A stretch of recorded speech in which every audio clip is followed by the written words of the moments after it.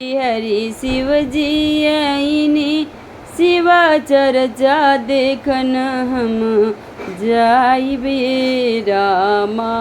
किया हो राम शिव गुरु आईनी चरचवा देखन हम जाइबे रामा।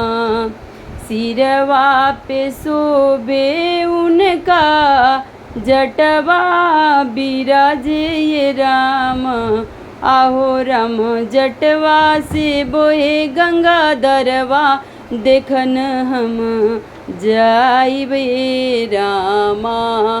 हरी हरी जटवा से बहे गंगा दरवा देखन हम जाइबे रामा।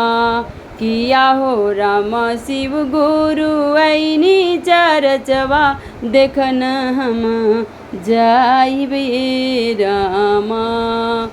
गरवा में शोभे राम सरप के हरवै राम।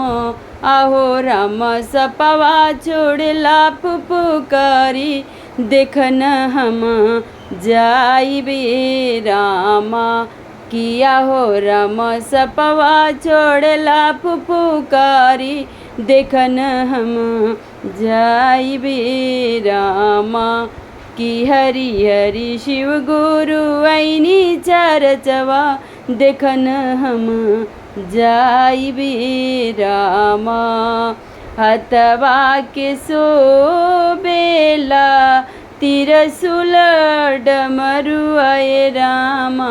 आहो राम डमरू बजाई डम डमवा सुनन हम जाइबे रामा।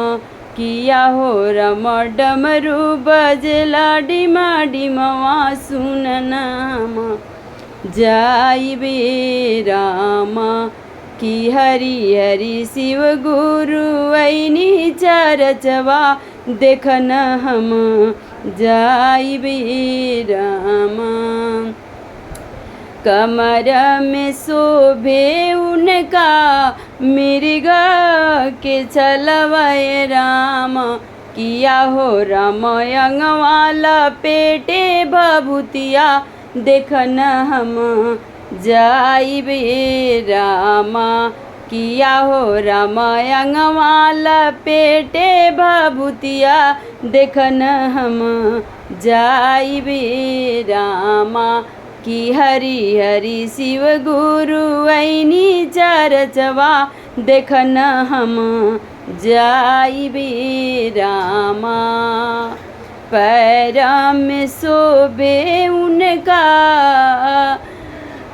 पैर में शोभे उनकर पुलकड़ी खरौं राम।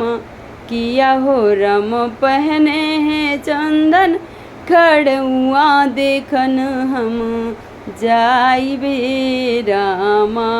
किया हो राम पैरों में पहने खड़ुआ देखन हम जाइबे रामा। किया हरि हरि शिव गुरु आईनी चरचवा देखन हम जाइबे रामा।